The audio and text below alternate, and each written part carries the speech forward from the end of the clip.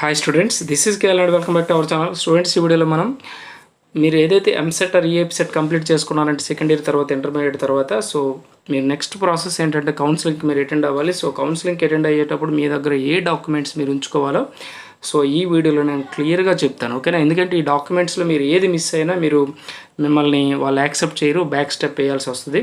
So అందువల్ల ఏంటంటే ఏ documents అవసరమో మీరు క్లారిటీగా ఓకేనా తెలుసుకొని వాటన్నింటిని మీరు మీ కౌన్సిలింగ్ టైంకి మీరు ఏం చేస్తారంటే అన్నింటిని మీరు ఉంచుకునేటట్టు మీకు ఈ వీడియో అయితే హెల్ప్ అవుతుంది. సో మీకు ఏవైతే రిక్వైర్మెంట్ ఉన్నాయో ఈ వీడియోలో మీకు క్లారిటీగా చెప్తాను. సో వీడియోకి అయితే ఒక లైక్ ఇవ్వడం అయితే మర్చిపోవద్దు. అలాగే మీకు ఏమైనా డౌట్స్ ఉంటే ఓకేనా, ఇంకా మీకు ఏమైనా డౌట్స్ ఉంటే మీకు ఏపీ అండ్ తెలంగాణ స్టూడెంట్స్కి అయితే మీకు కొన్ని కాంటాక్ట్స్ నెంబర్స్ అయితే మీకు మీ బోర్డ్స్ అయితే ఏవైతే ఉన్నాయో ఇంటర్మీడియట్ బోర్డు, అలాగే అదే దట్ మీన్స్ ఇంజనీరింగ్ బోర్డ్స్ ఉన్నాయో సో వాళ్ళ నెంబర్స్ కూడా మీకు ఇక్కడ ఇస్తాను. సో దాని బేస్డ్ ఆన్ మీరు అంటే మీకు ఏదైనా ఇంకా మేజర్ ప్రాబ్లం ఉంటే వాళ్ళనైనా కాంటాక్ట్ చేస్తే వాళ్ళైనా కొన్ని మీకు సలహాలు ఇవ్వచ్చు, ఓకే? సో మరి వీడియోలోకి వెళ్దాం. లైక్ ఇవ్వడం అయితే మర్చిపోవద్దు. స్టూడెంట్స్, ఇక్కడ చూడండి, మీకు ఇక్కడ కనిపిస్తున్న ఏ డాక్యుమెంట్స్ అవసరమో మీకు ఇక్కడ చూడండి కొన్ని అయితే కనిపిస్తున్నాయి. రిమైనింగ్ అన్నీ కూడా చూపిస్తాను. బట్ ఇక్కడ నేను చెప్పేది అయితే ఒకసారి వాయిస్ వినండి. మీకు ఇక్కడ మీరు ఎంసెట్ ఆర్ ఏపీ సెట్ మీరు రాసేటప్పుడు మీకు హాల్ టికెట్ వచ్చింది కదా, సో ఆ హాల్ టికెట్ మీరు భద్రంగా ఉంచుకోవాలి. ఇన్ కేస్ అది మిస్ అయితే మరలా మీరు డౌన్లోడ్ చేసుకోండి, ఓకే? అలాగే ర్యాంక్ కార్డ్ అంటే మీకు రిజల్ట్ వచ్చాక మీరు ర్యాంక్ కార్డ్ అయితే మీకు వస్తుంది. సో అది మీరు డౌన్లోడ్ చేసుకొని దాన్ని కూడా భద్రంగా ఉంచుకోండి.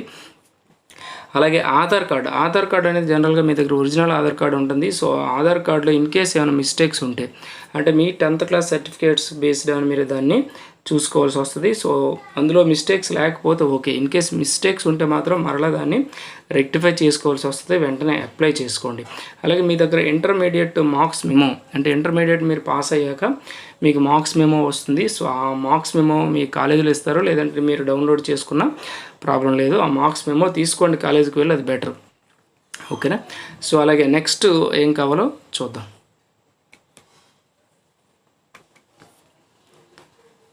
ఇక్కడ చూడండి, అలాగే ఇంటర్మీడియట్ టీసీ అంటే మీకు 10th క్లాస్ టీసీ ఉండదు, ఎందుకంటే ఇంటర్మీడియట్ కాలేజీలో ఇస్తే వాళ్ళు మీకు ఇంటర్మీడియట్ కంప్లీట్ అయ్యాక ఇంటర్మీడియట్లో మీకు ఇంటర్మీడియట్ టీసీ ఇస్తారు. సో దాన్ని కూడా మీరు భద్రంగా ఉంచుకోండి, అది కూడా తీసుకోండి. ఎవరైతే తీసుకోలేదో వాళ్ళు కాలేజీలకు వెళ్ళి అప్లై చేసుకోండి. అలాగే మీ దగ్గర ఎస్ఎస్సి మార్క్స్ మెమో అదే SSC certificate 10th class certificate ఉండాలి. అది ఆల్రెడీ మీరు ఇంటర్ జాయిన్ అయ్యేటప్పుడు మీరు ఇంటర్ కాలేజీలో ఇచ్చుంటారు. సో దాన్ని కూడా మీరు కలెక్ట్ చేసుకొని భద్రంగా దగ్గర పెట్టుకోండి.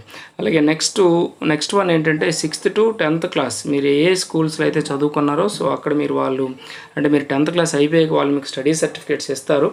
సో అది ఇన్ కేస్ మిస్ అయితే మరలా ఆ స్కూల్కి వెళ్ళి ఆ స్టడీ సర్టిఫికేట్స్ అన్నీ గ్యాదర్ చేసుకోండి, మీ దగ్గర ఉంటే మాత్రం భద్రంగా ఉంచుకోండి.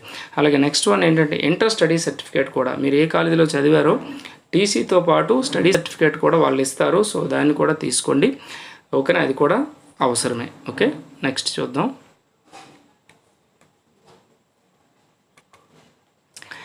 ఇక్కడ చూడండి స్టూడెంట్, నెక్స్ట్ క్యాస్ట్ సర్టిఫికేట్. మీ క్యాస్ట్ సర్టిఫికేట్ అయితే రీసెంట్గా ఒక 1 year లోపు ఉండేది చూసుకోండి, లేదంటే ఇప్పుడు అప్లై చేసుకోండి. అలాగే ఇన్కమ్ సర్టిఫికేట్ అని జనరల్గా 6 months దాని వ్యాలిడిటీ, 6 months లోపు అయితే ఉండేటట్టు చూసుకోండి, లేదంటే దాన్ని కూడా అప్లై చేసుకోండి. ఇన్కమ్ సర్టిఫికేట్స్ ఇప్పుడు ఇస్తున్నారో లేదో కూడా తెలియదు, ఒకసారి కనుక్కోండి.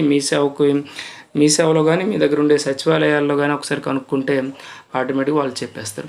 అలాగే నెక్స్ట్ రేషన్ కార్డు అంటే వైట్ కార్డు ఎవరికైతే రేషన్ కార్డు ఉంటుందో సో వాళ్ళు రేషన్ కార్డు కూడా మీరు దగ్గర ఉంచుకోండి, అది కూడా ఉండాలి. అలాగే నెక్స్ట్ ఇక్కడ చూడండి, పీహెచ్ కానీ ఎన్సీసీ కానీ స్పోర్ట్స్ కోటాలో ఉండే స్టూడెంట్స్ కొంతమంది ఉంటారు.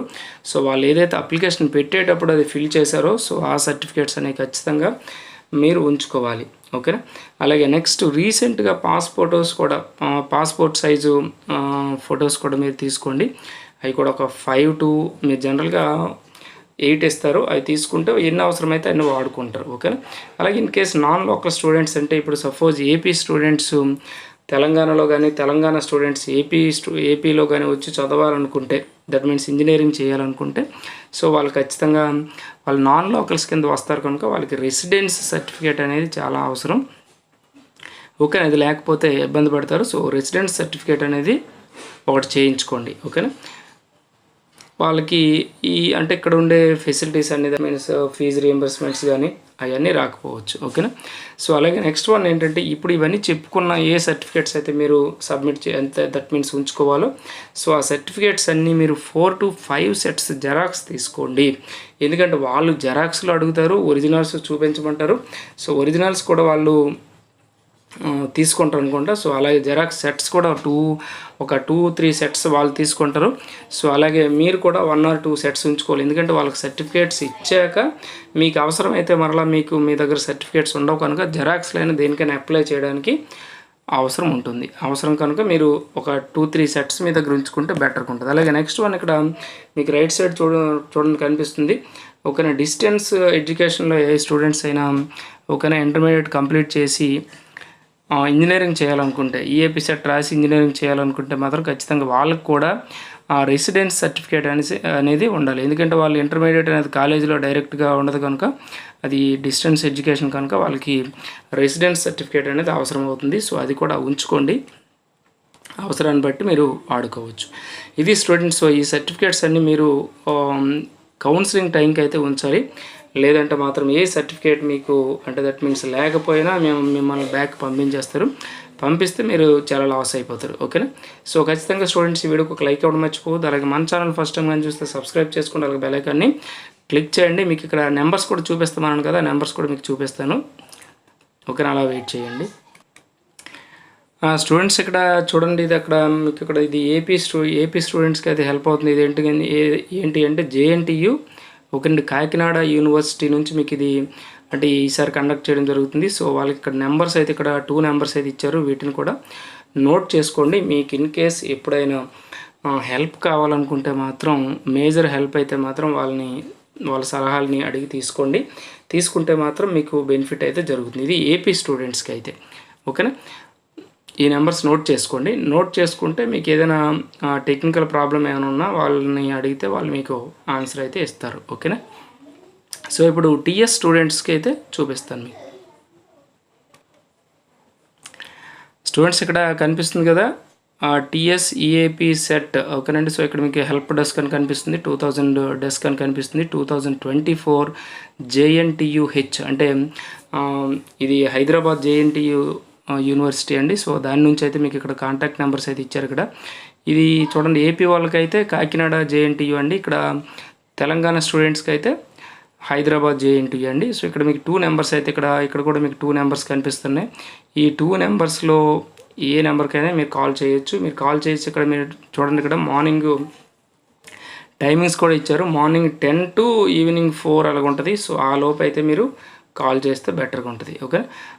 వాళ్ళు మీకు ఏదైతే మీరు డౌట్ అనుకుంటారో సో దాన్ని మీరు ఖచ్చితంగా వాళ్ళని అడగొచ్చు. వాళ్ళు మీకు కంప్లీట్ ఇన్ఫర్మేషన్ అయితే ఇస్తారు. ఓకేనా స్టూడెంట్స్. సో ఖచ్చితంగా అయితే వీడియోకి ఒక లైక్ ఇవ్వడం మర్చిపోవద్దు. అలాగే మన ఛానల్ ఫస్ట్ టైం మనం చూస్తే సబ్స్క్రైబ్ చేసుకుని అలాగే బెల్ ఐకాన్ క్లిక్ చేయండి. Thank you for watching.